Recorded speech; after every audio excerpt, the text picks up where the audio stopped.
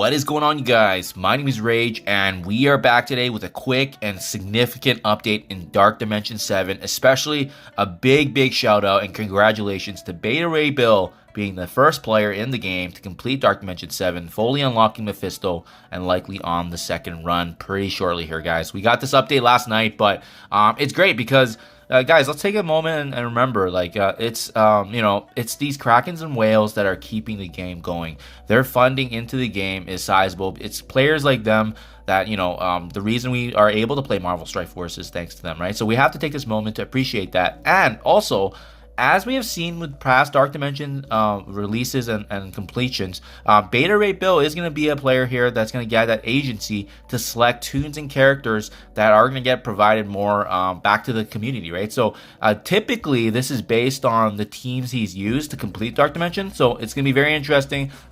I'm sure Scopely, Boundless, they're going to have some more information on this. But yeah, I just want to take this moment to say thank you, Beta Ray Bill. We know it's, not typically a cheap thing to do to go through and complete all this. And as you can see, players like Fate's Fury and Platypus aren't that far behind. But big congrats again. Well, players like you guys, we wouldn't have the game that we are able to play free to play and enjoy what we can.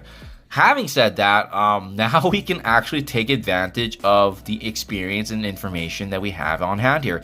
Beta Ray Bill being the first player to complete this, now we can actually get a sense of what teams was used. Now, I'm not saying by any means this is the best way to actually go about this, but this is how he did it, and it gives us very valuable information on what is possible and how we should be building this as new characters and new teams are coming into the game, as Dark Dimension gets easier and easier for folks in terms of the Crimson Gear. We're going to get some really meaningful insight. So I touched on this on my previous video already, but I had a feeling Beta Ray Bill was likely going to be the first one to complete this because he just did it the right way. If you look at, unfortunately, he's actually removed off of this initial 3 nodes, but he had the right approach because he was building characters and using the not typically the Apocalypse and Super Scroll method. He actually was one of the few that had Robbie and some characters in City, so unfortunately we won't see him here anymore. Let's see if we can actually find him again going through some of these missions. So he should be ideally in mission 3 because only so many players have done. There you go. So this is what I'm talking about. Bringing characters like Robbie, Kang, Super Scroll, yes, put him over the top here, but Miss Marvel, Hardlight, and Vulture, I mean, he's one of the few players that actually brought in, 3 characters that could actually get used in City, which is the next section. So I already saw this approach and I knew right away he's probably going to be successful because you can see other players, and not a shot against them by any means, but when you bring in characters like Super Scroll and Apocalypse and Val in the initial 3 nodes, it's a big gear investment in cost, and likely is going to play a factor later on when you push deeper. And that's kind of what we saw, right? He Beta Ray Bill planned accordingly. He knew exactly what he was doing, and he just timed it out really perfectly. Now, let's talk about his City team. His City team was actually Firestar, Lizard, again, Robbie Reyes, and we have Miss Marvel, Hardlight, and Vulture. A very good team that got the job done. And again, he's thinking about the cost of resources in terms of bringing some of these characters, bringing them to Gear 19, but as well the value that they have in game as well. Many of them being relevant characters, especially Superior 6. We have the Secret Defenders here, and Firestar with the New Warriors has value in Crucible, right? So I mean, he was just thinking about the big picture, which was awesome to see. Finally, we pivot over to global, where we're going to start seeing less and less players because only so many players have actually gone through in the game with this kind of unlock, right? And we start seeing some really meaningful kind of updates here. Awesome to see, by the way, Fate's Fury using actually Cabal here. So this is going to be big for us later on because they're doing so well. Look at that 171 million attempt there with Black Widow and Black Knight.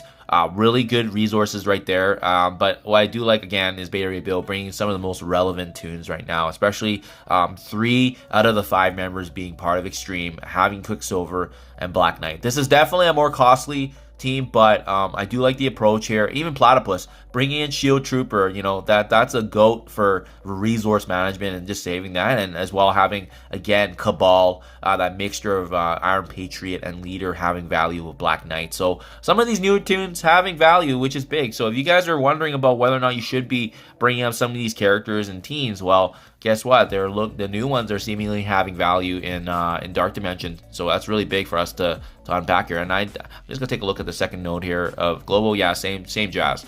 Finally, we have Cosmic, and this is where it gets more interesting because again, it's just these 3 players that have actually participated in this, so it's just some great information for us to be had.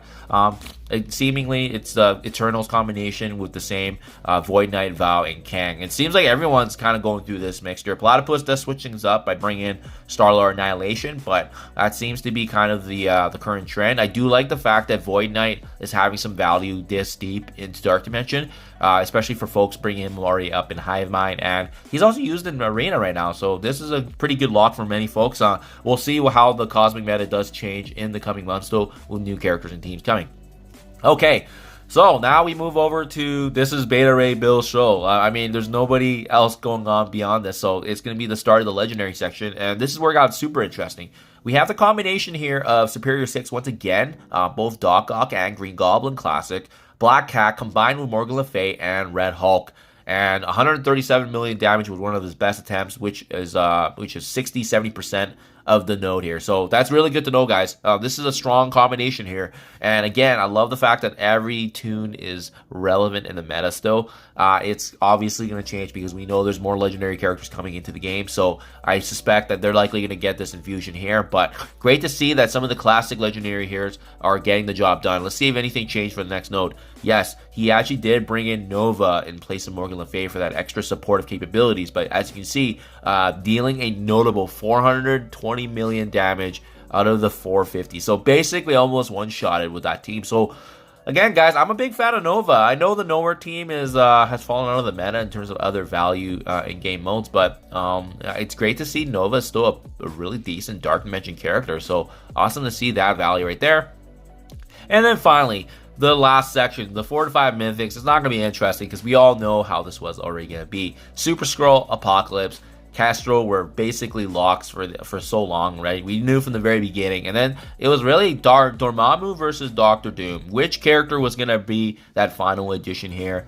And it does look like it is Dormammu, having his supportive capabilities, which makes sense because he's giving everyone a revive. He has a stun, and he has also a heal for the team, also a self-sustaining kind of stealth that protects himself. Honestly, he just has the right kit overall, and he's aged a little better than Doctor Doom. But Doctor Doom is going to have value in Crucible with the new Cabal team. So just something to be mindful of. Could you have done this with Doctor Doom? Probably, but at the end of the day, I do like the fact that he stuck with his gut and used Dormammu being a more supportive character, giving this team the protection they needed. And as you can see, Beta Ray Bill making no mistake here, dealing some very sizable attempts here to wrap things up in Dark Dimension. So there you guys have it, wrapped up and all now. Huge, again, congratulations to Beta Ray Bill. I cannot wait to see what kind of rewards are going to be coming, but each and every tune that I talked about and listed has the potential now to get an opportunity to be provided back to us, the free-to-play community, because of his completion. So do appreciate that, guys. Let me know what you think in comments below. Finally, we see the winner here of Dark Dimension 7,